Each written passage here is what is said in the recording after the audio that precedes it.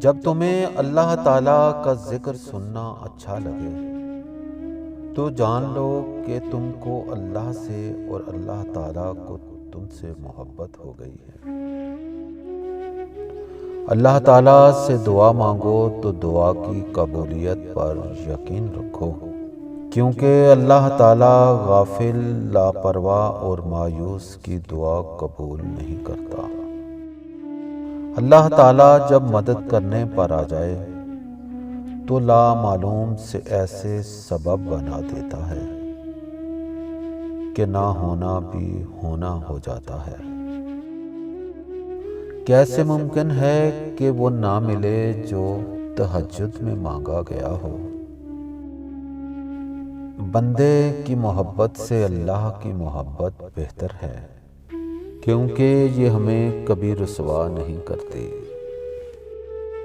کچھ راتیں اس لیے بھی نیند سے خالی ہوتی ہیں کہ اللہ چاہتا ہے میرا بندہ مجھ سے باتیں کرے۔ درد کتنا بھی ہو، اللہ تعالیٰ کے آگے رونے سے سکون میں بدل جاتا ہے۔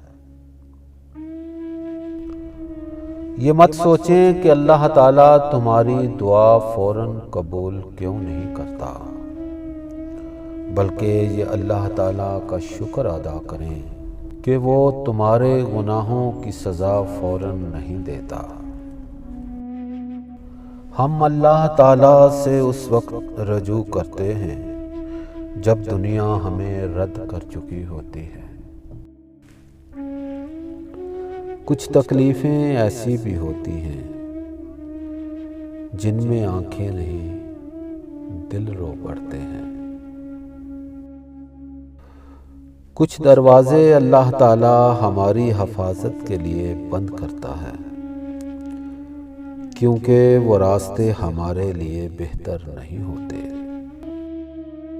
جب عبادت بوجھ سے سکون بن جاتی ہے، پھر اللہ سے عشق ہو جاتا ہے۔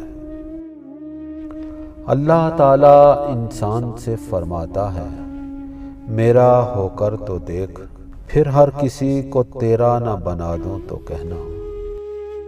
سجدے کی خوبصورتی یہ ہے کہ ہم زمین پر سرگوشی کرتے ہیں اور وہ اوپر آسمانوں میں سنی جاتی ہے۔